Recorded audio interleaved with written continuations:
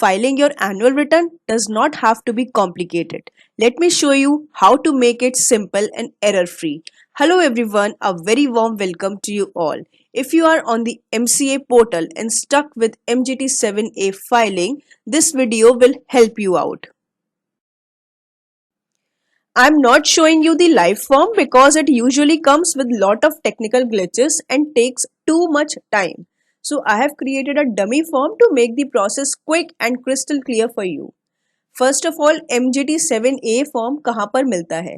जब आप MCA की वेबसाइट पे जाकर V3 पोर्टल पे लॉगिन करते हैं, उसके बाद ऊपर वाले टैब्स में आता है MCA सर्विसेज। MCA सर्विसेज में जाकर company e filing, then annual filings and annual filings में 15th नंबर का फॉर्म है MGT7A abridged annual return for OPC and the small companies. इसके बाद ही 16th वाला है MGT7A for the offline mode. यहाँ पर हमने ऑनलाइन मोड ही डिस्कस किया है, ऑफलाइन मोड नहीं है ये है ऑनलाइन मोड फॉर्म, जिसमें पूरा का पूरा फॉर्म आपका ऑनलाइन रहता है। ऑफलाइन वाले में आपको कुछ 20% चीजें ऑनलाइन फिल करनी है, रेस्ट आपको ऑफलाइन फिल करनी होती है। MGT7A होता है for the annual returns for the OPC and the small companies. MGT7 रहता है for the non small companies. So this is the dummy form. सबसे पहले आपको अपनी कंपनी का सिन नंबर डालना होता है। जैसे ही आप सिन नंबर डालते हैं, देन उसके बाद आपको अपना फाइनेंशियल ईयर डालना होता है। जैसे कि इस ईयर की जो हम फाइलिंग करेंगे वो रहेगी 1 अप्रैल 2024 से 31 मार्च 2025। तो यही मैंने डाला है। टाइप ऑफ एनुअल फाइलिंग में, क्योंकि हम फर्स्ट टाइम फाइल कर रहे हैं तो ओरिजिनल, अगर हम रिवाइज रिटर्न फाइल करते हैं तो रिवाइज आता है, अदरवाइज ओरिजिनल आता है। मैंने यहाँ पे इसीलिए ओरिजिनल सिलेक्ट किया है। नेक्स्ट जो ये थर्ड पार्ट है, ये age on filing date age on the financial year ended, ये ऑटोमेटिकली फिल होकर आता है। इसमें नेम और रजिस्टर्ड ऑफिस आपकी कंपनी का। तो अगर आपका कोई भी रजिस्टर्ड ऑफिस का एड्रेस या आपका नेम कंपनी का चेंज हुआ है तो एज ऑन फाइलिंग डेट में वो वाला आएगा। अगर मेरा यहाँ पे सेम था तो यहाँ पे दोनों मेरा सेम रहा है। अदरवाइज जो आपका चेंज हुआ है अगर नेम और रजिस्टर्ड ऑफिस, तो आप एज ऑन फाइलिंग डेट पे वो वाला डालेंगे। And as on the financial year end date में आपका जो 31 मार्च 2025 तक था वही सेम रहेगा। देन उसके बाद लैटिट्यूड और लॉन्गिट्यूड डालना होगा आपको अपने एज ऑन फाइलिंग डेट और as on the financial year end date. अगर आपका ऑफिस एड्रेस चेंज हुआ है देन आपको लैटिट्यूड और longitude as on filing date पे उस एड्रेस का डालना है, और नहीं हुआ है या जो भी आपका पुराना है तो दोनों में सेम रहेगा। देन ये एक नई अटैचमेंट है पॉइंट नंबर ए की, photograph of the registered office of the company showing external building and name prominently visible. तो यहाँ पर मैंने कोई भी अटैचमेंट अभी लगा दी है। फोटोग्राफ होना चाहिए आपकी रजिस्टर्ड ऑफिस का, जिसमें प्रॉपरली आपकी बिल्डिंग दिखाई दे और जो आपकी कंपनी का नाम है वो प्रॉपरली विजिबल होना चाहिए। क्या चीज विजिबल होनी चाहिए, क्या नहीं होना चाहिए, क्या डायरेक्टर प्रेजेंट होना चाहिए या नहीं, you can find of the detailed video of this topic in the description box. Next आता है permanent account number of the company. ये आपका ऑटोमेटिकली प्रीफिल होकर आता है। ईमेल आईडी आपकी प्रीफिल होकर आती है। टेलीफोन नंबर आपको डालना होता है। देन उसके बाद डेट ऑफ इनकॉर्पोरेशन, ये प्रीफिल होकर आती है। Class of company, category of company, सब कैटेगरी, ये सब प्रीफिल होकर आती हैं जैसे हमारे पुराने वाले फॉर्म में हुआ करती थी। Whether the form is filed for OPC या स्मॉल कंपनी आपको सिलेक्ट करना होगा। Whether company is having the share capital as on yes और नो आपको सिलेक्ट करना होगा। AGM हुई है या नहीं हुई है वो आपको डेट ऑफ AGM और ड्यू डेट ऑफ AGM यहाँ पे फीड करनी होगी, जैसा कि आप पहले पुराने वाले MGT7A में करते थे। Any extension for the AGM granted, no. अगर आपके केस में या आपको लेट हो जाता है फाइलिंग में और आपने एक्सटेंशन ली है तो आपको वहां पे यस करना होगा। और अगर आपने यस किया है देन उसके बाद आपको उसका SRN नंबर, GNL1 का एक्सटेंडेड ड्यू डेट क्या है उसके अकॉर्डिंगली आपको यहाँ पे चीजें फिल करनी है। नेक्स्ट है principal business activities of the company. जितनी भी बिजनेस एक्टिविटीज आपकी कंपनी कर रही है, जहां से भी टर्नओवर आ रहा है, आपको वो मेंशन करना है। ये आप पहले वाले फॉर्म में भी करते थे। मेरी सिर्फ एक ही बिजनेस एक्टिविटी है इसलिए मैंने यहाँ पे 1 डाला है। मेन एक्टिविटी ग्रुप कोड में आपको वही एक्टिविटी डालनी है जो आप पहले डालते थे। डिस्क्रिप्शन आपका ऑटोमेटिकली आ जाएगा जैसे ही आप ये एक्टिविटी कोड डालोगे।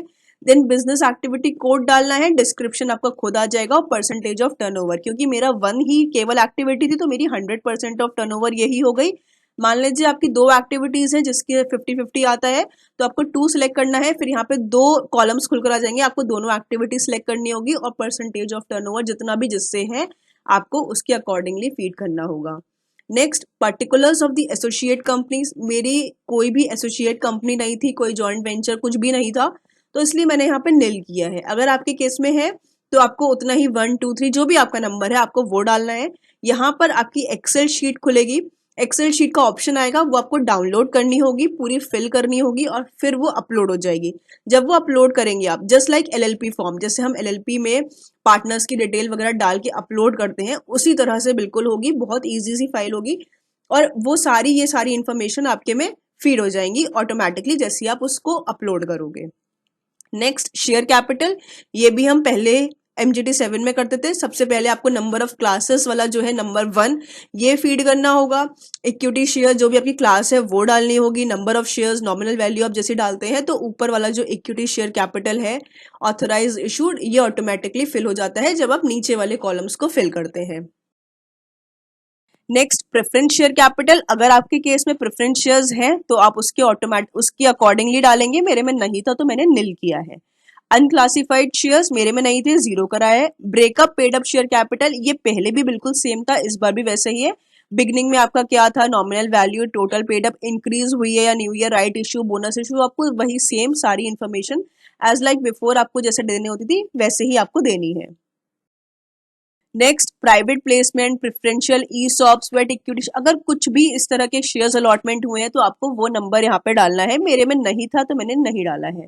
अदर्स में आपको 0 डाल देना है। यहाँ पर मैंने ZERO करके इसलिए डाला है क्योंकि ये 0 नंबर फॉर्म में नहीं ले रहा था फॉर्म, मे बी कुछ टेक्निकल इशू रहा होगा लेकिन जनरली ये ले लेता है। मैंने इस तरह से स्पेलिंग में डाला तो उसने ले लिया, तो मैंने इसलिए ये ऐसे रहने दिया है। End of the financial year में आपका जो भी आपकी शेयर कैपिटल है उसके अकॉर्डिंगली ये फिर ये कैलकुलेट होकर आ जाती है। प्रेफरेंस शेयर्स मेरे 0 थे तो मैंने यहाँ पे सब में 0 डाला हुआ है। डिटेल्स ऑफ शेयर ट्रांसफर, अगर आपके केस में कोई भी शेयर ट्रांसफर हुए हैं तो आप वहां पर उसकी इंफॉर्मेशन डालेंगे। नीचे एक एक्सेल शीट खुलेगी, आपको एक्सेल शीट को फिल करना है, जैसे कि कहाँ से किसको ट्रांसफर हुए हैं। मतलब पहले जो हम अटैचमेंट लगाते थे एक्सेल की, अब वो नहीं होगा। पहले जो हम PDF लगाते थे अटैचमेंट में कि ये शेयर ट्रांसफर हुए, अब उसकी रिक्वायरमेंट नहीं है, वो कोई अटैचमेंट नहीं लगेगी। अब आपको एक्सेल शीट में सब कुछ फीड करना है यहाँ पे। नेक्स्ट, फुली कन्वर्टेबल डिबेंचर्स, अगर आपके केस में डिबेंचर्स हैं तो आप उसके अकॉर्डिंगली यहाँ पे इन्फॉर्मेशन डालेंगे। Securities other than the shares and debentures, कुछ ऐसा है अगर आपकी कंपनी में तो आप उसके अकॉर्डिंगली यहाँ पे चीजों को फिल करेंगे। टर्नओवर और नेटवर्थ, ये भी हम MGT 7 में पुराने फॉर्म में डालते थे, सब कुछ सेम है, बस एक्सेल शीट्स थोड़ी सी यहाँ पे फीड की जाएंगी। और दूसरा, ये पूरा का पूरा फॉर्म ऑनलाइन हो गया है क्योंकि आपको ये सारी चीजें जैसे आप इनकॉर्पोरेशन के फॉर्म्स फिल करते जाते हैं ऑनलाइन, बिल्कुल वैसा ही है। प्रमोटर्स में जैसे ये पूरी शीट हमारी पहले वाले फॉर्म में भी थी, इंडियन है या नॉन रेसिडेंट है या फॉरेन रेसिडेंट है, गवर्नमेंट के पास शेयर होल्डिंग है, इंश्योरेंस कंपनी, बैंक्स, फाइनेंशियल, ये सारे चीजें सेम है। जितनी जैसी आपकी शेयर होल्डिंग है आपको उसके अकॉर्डिंगली यहाँ पे इंफॉर्मेशन फीड करनी है। नेक्स्ट, अदर देन प्रमोटर्स के पास अगर कोई है आपके पास तो आपको यहाँ पे वो डालना है। इसके ऊपर है total number of share holders या प्रमोटर्स, यहाँ पे आपको number of share holders mention करने हैं। और यहाँ पर भी आपकी एक एक्सेल शीट खुलेगी जिसमें आपको सभी इंफॉर्मेशन जाए अपने शेयर होल्डर्स की पूरी इंफॉर्मेशन देनी है। ये एक breakup of the total number of share holders, ये नया है। यहाँ पर आपको फीमेल कितने हैं, मेल कितने हैं, transgender, other than individuals, like अगर आपकी कोई कंपनी है, LLP है, उस तरह से आपको यहाँ पे बताना है अलग अलग कि किस कैटेगरी के आपके शेयर होल्डर्स हैं। देन नंबर ऑफ प्रमोटर्स या डिबेंचर होल्डर, अगर आप at the beginning at the end members, ये सेम है। नंबर ऑफ मीटिंग हेल्ड, कितनी मीटिंग्स हुई हैं आपकी, मैंने यहाँ पे फॉर एग्जाम्पल के लिए एक डाल दी है कि 1 मेरी EGM। ये जो कॉलम फिल होकर आ रहा है EGM डेट ऑफ मीटिंग, ये आपका as it is excel sheet download होती है, वहां पर आपको ये फीड करनी होती है और जब आप उसको अपलोड करते हैं तो इस तरह से कॉलम में वो ऑटोमेटिकली इंफॉर्मेशन फिल होकर आ जाती है। देन बोर्ड मीटिंग्स के लिए नंबर ऑफ मीटिंग हेल्ड मैंने 2 डाल दी है। इसकी भी यहाँ पे एक एक्सेल शीट डाउनलोड होगी। ये फॉर्म में वो एक्सेल का ऑप्शन नहीं दिख रहा है, लेकिन यहाँ पर एक्सेल शीट डाउनलोड होगी, आप उसमें इंफॉर्मेशन डालेंगे ये सारी, देन वो अपलोड हो जाएगी और फिर ये अपने आप ही कॉलम्स में फिल होकर आ जाती है। उसके बाद अटेंडेंस ऑफ द डायरेक्टर, ये भी आपका उसी में जो आपकी शीट डाउनलोड होगी वैसे ही आपको ये इन्फॉर्मेशन डालनी होगी उसमें, उसके अकॉर्डिंगली ही ये सारी की सारी इन्फॉर्मेशन ऊपर आ जाती है। देन रेम्यूनरेशन, अगर आपके निल है तो आपको उसके अकॉर्डिंगली डालना है। मैंने यहाँ पे फॉर एग्जाम्पल के लिए 1 डाल दिया है। देन मैंने यहाँ पे नेम डाला है, डेजिग्नेशन, ये भी इसके लिए भी एक्सेल शीट डाउनलोड होगी और ये सारी इन्फॉर्मेशन आपको एक्सेल में फीड करनी होती है। अपलोड करेंगे तो यहाँ पर वैसी की वैसी इन्फॉर्मेशन आ जाती है। इसके अलावा ये नीचे का फॉर्म सेम है। Matters related to certification of compliances कोई भी है, यस और नो। पेनल्टी आपको लगी है, कोई कंपाउंडिंग ऑफेंसेस हैं, तो मेरे में सब कुछ निल था तो मैंने निल डाला है। देन ये है next, number of share holders या डिबेंचर होल्डर, मेरे में 2 थे तो मैंने 2 डाली है। इसके बाद list of share holders debenture, ये जो अटैचमेंट है ये यहाँ पर टेम्पलेट डाउनलोड होगी, वो टेम्पलेट आपको फिल करनी है और उसके बाद आपको अपलोड करनी है। ये टेम्पलेट को फिल करने के लिए आपके पास अब आपके शेयर होल्डर्स की काफी सारी डिटेल होनी चाहिए। पहले हम number of shareholders, amount और number of shares, nominal value, इस तरह से बस चीजें डाल के लिस्ट ऑफ शेयर होल्डर बना के अपलोड करते थे।